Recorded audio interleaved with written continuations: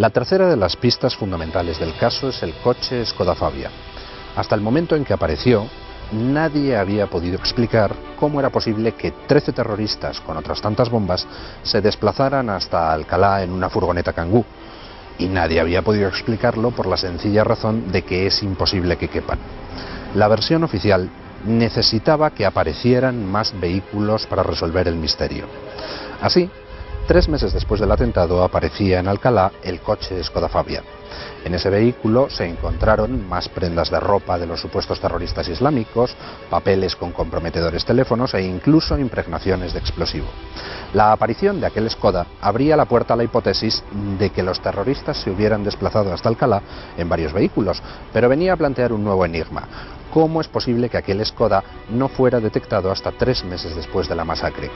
Teniendo en cuenta que apareció a escasos metros del lugar donde estaba aparcada la furgoneta Kangoo en la mañana del 11 de marzo, ¿cómo es posible que le pasara desapercibido a los policías que peinaron la zona?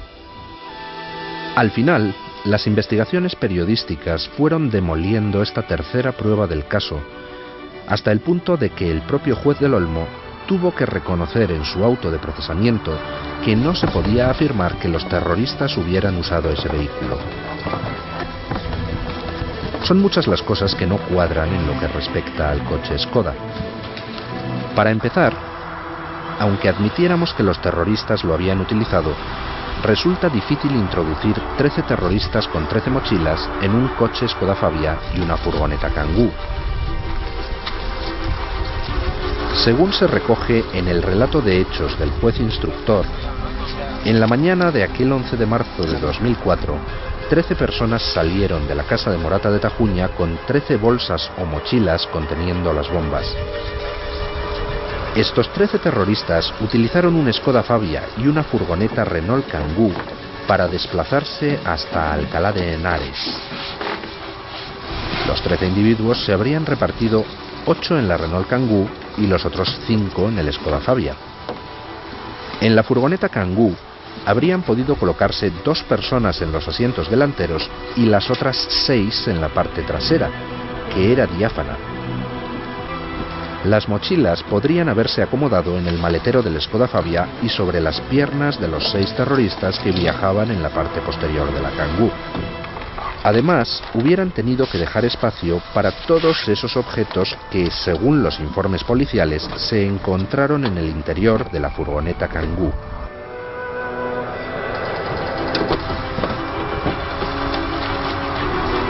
El coche Skoda Fabia no estaba en Alcalá en la mañana del 11M, como reconoce el propio juez del Olmo.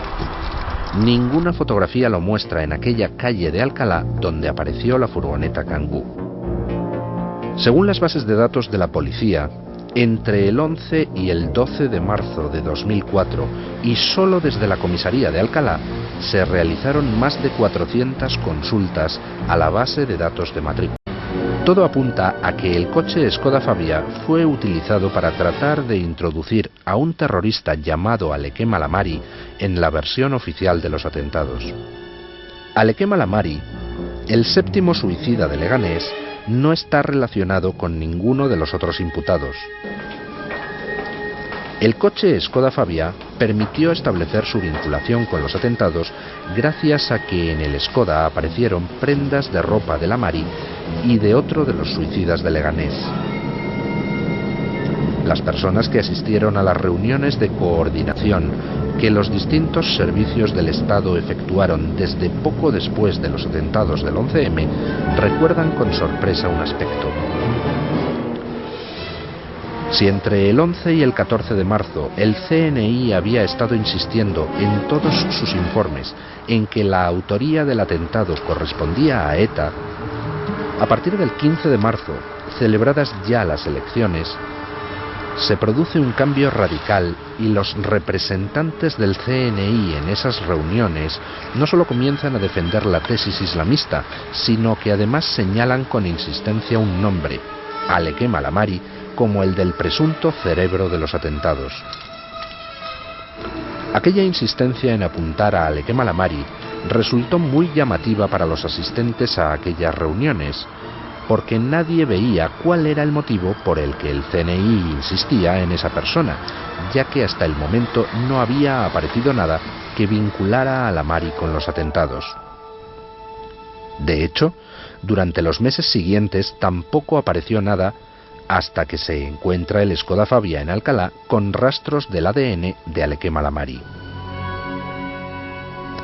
El coche Skoda Fabia aparece en Alcalá el 13 de junio de 2004, 3 meses después del atentado, y aparece cargado de pistas que permiten vincular con el 11M a Alequema Lamari. Pero además, como se denunció desde las páginas del periódico El Mundo, es que ese coche estaba en poder de los servicios del Estado desde varios meses antes del atentado. El coche había estado tranquilamente aparcado en la avenida de Bruselas en noviembre de 2003 y en ese lugar se le impusieron diversas multas por estacionamiento indebido. Un portero de la zona le hizo un comentario sobre el coche a un policía conocido suyo que trabajaba en labores de escolta de un juez que vive en las proximidades. Juntos, el portero y el policía examinaron el coche. Después, el policía le dijo al portero que aquel Skoda Fabia figuraba como robado. Nadie dio aviso a la empresa Hertz, la propietaria del Skoda, de que el coche había aparecido, y poco después el coche desaparecía de allí para aparecer el 13 de junio de 2004 en Alcalá de Henares.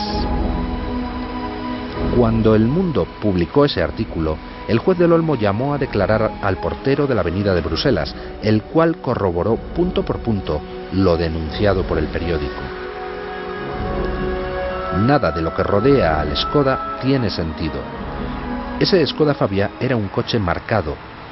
Se trataba de un vehículo de alquiler que había sido robado a un ciudadano francés 6 meses antes del 11M y que entre la fecha del robo y la de su aparición en la avenida de Bruselas había estado involucrado en 2 robos.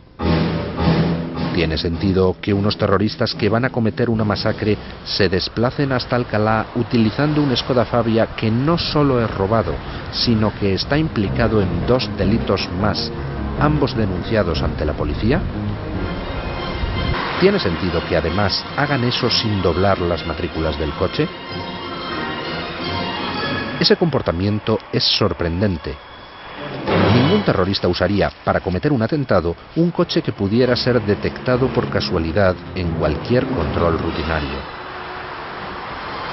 Para tratar de explicar al juez cómo había acabado el Skoda en manos de los islamistas, la policía detuvo a un delincuente chileno que confesó haber robado el coche en septiembre de 2003 y habérselo vendido luego a uno de los suicidas de Leganés. Sin embargo, las declaraciones de ese chileno estaban llenas de contradicciones en cuanto a las fechas. El chileno ni siquiera fue capaz de acertar en sus declaraciones con el color real de ese vehículo que decía haber robado. A la vista de las contradicciones, lo normal es que se hubiera vuelto a interrogar al chileno. Sin embargo, fue imposible hacerlo porque, tras saltar el escándalo del Skoda en los periódicos, la policía expulsó de España al chileno sin comunicárselo previamente al juez.